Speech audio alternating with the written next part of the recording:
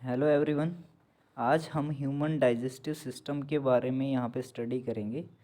तो जैसे कि हमारा बॉडी जो होता है बहुत तरह के सब्सटेंसेस से मिलके बना होता है, जैसे carbohydrate, protein, fat, vitamins, water, minerals, ये सारी चीज़ें हमारी बॉडी में होती हैं। और इसको मेंटेन रखने के लिए हमें क्या है, फूड को लेना पड़ता है, क्योंकि फूड में भी क्या चीज़ें, ये सारी चीज़ें होती हैं। नहीं, फूड में अलग अलग तरह के कॉम्प्लेक्स कॉम्प्लेक्स सब्सटेंसेस में हम फूड को गेन करते हैं, होल में खाते हैं। नहीं, तो उसमें सारी चीज़ें ही रहती है, carbohydrate, protein, fat, vitamins, water, सारी चीज़ें इसमें होती है। तो इसको हमें क्या है कि भाई, एक तो एनर्जी लेने के लिए, और दूसरा हमारी बॉडी में जो एक्टिविटीज़ होती है उसके ड्यूरिंग काफ़ी सेल्स वगैरह डैमेज हो जाती है, तो उनको रिपेयर करने के लिए हमें फूड की ज़रूरत पड़ती है। We need food. ओके, तो इसमें क्या होता है कि भाई, फूड जो हम लेते हैं उसको ब्रेक डाउन होना ज़रूरी है, क्योंकि हम कॉम्प्लेक्स उसमें लेते हैं फूड। भाई वो कॉम्प्लेक्स होता है, उसमें सारी चीज़ें अलग अलग नहीं है। तो उन चीज़ों को अलग अलग करने के लिए, यानी कि फूड से कार्बोहाइड्रेट अलग निकालने के लिए, प्रोटीन को अलग निकालने के लिए, फैट को अलग निकालने के लिए, हमारी बॉडी में डाइजेशन का एक प्रोसेस होता है। ठीक है, उसको बोलता हूँ डाइजेशन सिस्टम, यानी। तो डाइजेशन जो होता है हमारा, तो वो इस तरह से यहाँ पे कुछ दिखा रखा है आपको, आप लोग देख सकते हैं इसको।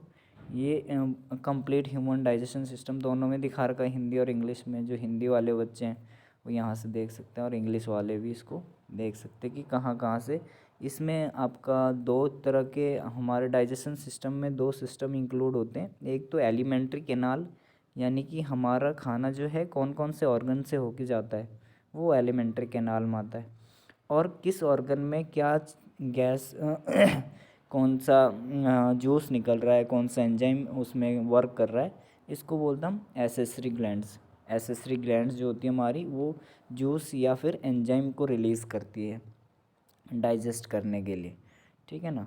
तो आप यहाँ से देख सकते हैं, जैसे आपका यहाँ पे पहले अगर ओरल कैविटी की बात करें, बकल कैविटी इसको बोलते हैं, तो यहाँ पे टीथ है, टंग है, सैलिवरी ग्लैंड्स है, जो हमारे फूड को डाइजेस्ट करती है। नहीं, तो इसको हम नीचे वन बाय वन क्लियर करते हैं। सबसे पहले आता है human digestive system consist alimentary canal and digestive glands. Alimentary canal में आ जाती है बकल कैविटी है, फूड पाइप, एसफोगस है, स्टमक है, small intestine, large intestine, rectum, anus.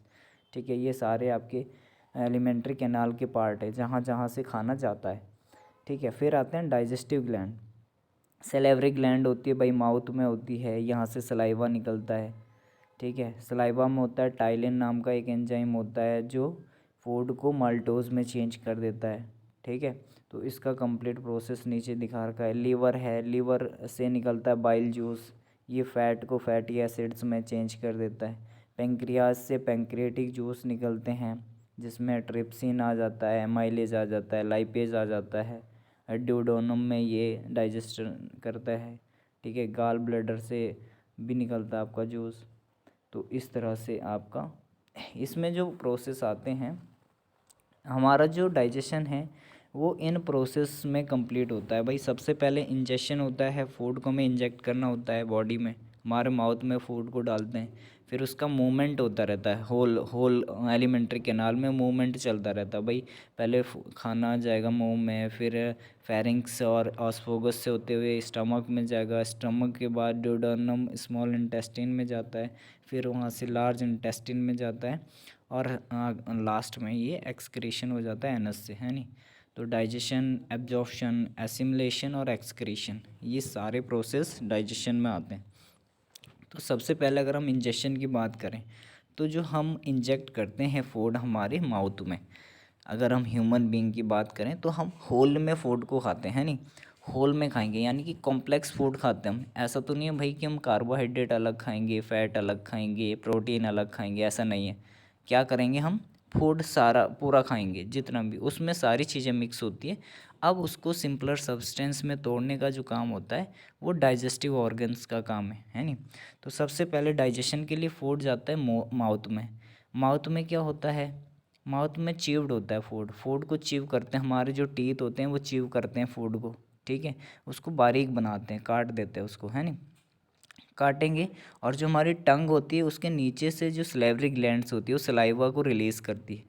Saliva क्या करती है, एक तो फूड को स्लिपरी बना देती है और उसमें टाइलिन नाम का एक एंजाइम होता है जो फूड को माल्टोज में चेंज कर देता है। ठीक है, तो इतना प्रोसेस हमारे माउथ में हो जाता है। अब जो च्यूड फूड है वो हमारा किसके थ्रू, एसोफेगस या फूड पाइप के थ्रू, पेरिस्टाल्टिक मूवमेंट के थ्रू स्टमक में चला जाता है। ठीक है, रिथमिक कॉन्ट्रैक्शन एंड रिलैक्सेशन ही होता है वो क्या एसोफेगस में, और फूड नीचे नीचे नीचे चले जाते हैं, स्टमक में पहुंच जाता है। स्टमक होता है जे शेप का एक बैग लाइक मस्कुलर बैग होता है जिसमें क्या है फूड काफ़ी टाइम तक रहता है ना, 2.5-3 घंटे या 4 घंटे तक रहता है खाना। इसमें इस दौरान क्या होता है, इसकी जो लिनिंग होती है, स्टमक लिनिंग, इनकी वॉल्स से गैस्ट्रिक ग्लैंड्स होती है वहाँ से म्यूकस और हाइड्रोक्लोरिक एसिड और ट्रिप्सिन पेप्सिन, 3 ये तरह के एंजाइम निकलते हैं। ये सबसे पहला काम होता है हाइड्रोक्लोरिक एसिड का। ये क्या करता है, हाइड्रोक्लोरिक पहले जर्म्स को किल करता है नहीं, जर्म्स जो फूड के साथ आ गया है, जर्म्स वगैरह, उसको किल करेगा ये हाइड्रोक्लोरिक, और बाकी सारे एंजाइम्स की ये एक्टिविटी को बढ़ा देता है।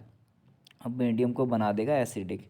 यहीं क्या होता है, जो पेप्सिन होता है वो प्रोटीन पे वर्क करता है, प्रोटीन को फुला देता है, फिर गलाता है उसको।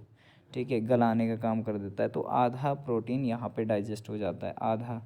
और म्यूकस जो होता है, क्योंकि हाइड्रोक्लोरिक एसिड बहुत ही स्ट्रॉन्ग होता है हमारे स्टमक में, तो उससे वो प्रोटेक्ट करता है, हमारे स्टमक को प्रोटेक्ट करने का काम जो होता है म्यूकस का होता है नहीं। इसके बाद जो खाना चला जाता है वो हमारे स्मॉल इंटेस्टाइन में चला जाता है। अब यहाँ पे 2 काम होते हैं, पहले डाइजेशन होता है, डाइजेशन कंप्लीट हो जाता है यहाँ पे, और फिर डाइजेशन के बाद यहीं से एब्जॉर्प्शन भी हो जाता है, काफ़ी 95% जो कंपोनेंट्स है वो यहीं से एब्जॉर्ब हो जाते हैं। ठीक है, तो स्मॉल इंटेस्टाइन में देखो क्या होता है कि यहाँ से जब पार्शियली डाइजेस्टेड फूड आता है स्टमक से, तो यहाँ बाइल जूस आता है लीवर से, और पैंक्रियाटिक जूस आता है पैंक्रियाज से। ठीक है, और काफ़ी इसके अपने जूसेस होते हैं, या इसी के अपने स्मॉल इंटेस्टाइन एंड इंटेस्टियल जूसेस बोलते हैं इनको, इंटेस्टियल जूसेस। तो इंटेस्टियल जूसेस भी काफ़ी होते हैं, वो इन्हीं के साथ मिलके वर्क करते हैं।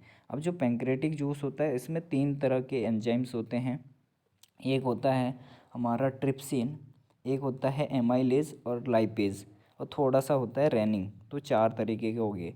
ट्रिप्सिन क्या करेगा, प्रोटीन पे काम करता है, प्रोटीन को डाइजेस्ट करता है और उसको एमिनो एसिड में कन्वर्ट कर देता है।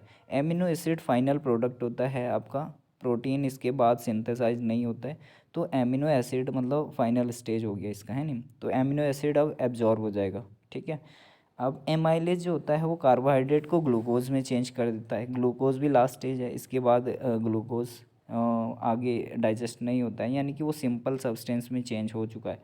ठीक है, अच्छा, उसके बाद जो लाइपेज है वो फैट को फैटी एसिड्स में चेंज कर देता है, और फैटी एसिड्स भी यहाँ से एब्जॉर्ब हो जाते हैं। ये एब्जॉर्प्शन रिसेप्टर्स के थ्रू होता है। विलीज होती हैं हमारी स्मॉल इंटेस्टाइन में, है नहीं, फिंगर लाइक स्ट्रक्चर विलीज, इनमें लगे होते हैं रिसेप्टर, और जिसको जो चीज़ चाहिए होती है उसको वो एब्जॉर्ब कर लेता है।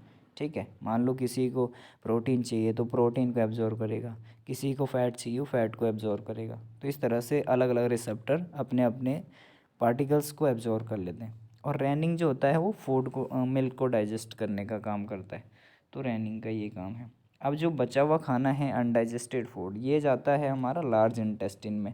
लार्ज इंटेस्टिन में 2 चीज़ें एब्जॉर्ब होती हैं, एक तो जो पानी होता है, एक्सेस ऑफ वाटर, वो यहाँ से एब्जॉर्ब हो जाता है, और दूसरी चीज़ यहाँ से एब्जॉर्ब होती है कुछ कुछ ये होते हैं कि जो आपके कार्बोनेट, कार्बोहाइड्रेट जो होते हैं वो भी यहाँ से कुछ कुछ एब्जॉर्ब होते हैं, क्योंकि कार्बोहाइड्रेट का कंप्लीट एब्जॉर्प्शन स्मॉल इंटेस्टिन में नहीं होता है, तो कुछ कार्बोहाइड्रेट लार्ज इंटेस्टिन से एब्जॉर्ब होते हैं। ठीक है, अब जो बचा हुआ खाना होता है, बचा हुआ उसको बोलते हैं फीसेस। फीसेस यानी कि सॉलिड वेस्ट है वो सॉलिड वेस्ट कुछ देर रेक्टम में स्टोर रहता है, और जब हम पॉटी वगैरह करते हैं तो वो हमारे बॉडी से एनस के थ्रू बाहर निकल जाता है, इसको बोलते हैं एक्सक्रेशन। तो सारे प्रोसेस हमारे ऊपर क्लियर होगी। अब एक चीज़ बचती है एसिमुलेशन। जब फूड एब्जॉर्ब होता है तो वो ब्लड में मिल जाता है, ब्लड ही उसको पूरी बॉडी में ट्रांसपोर्ट करता है और वो सेल में जाके फिर क्या होता है, रेस्पिरेशन में एनर्जी बनाता है। जब रेस्पिरेशन होता है तो वो फूड जो है एनर्जी पार्टिकल में ब्रेक हो जाता है और हमारे पूरी बॉडी को एनर्जी मिलती है। ठीक है, इस तरह से ये प्रोसेस होता है एसिमिलेशन का। Okay, thank you all of you.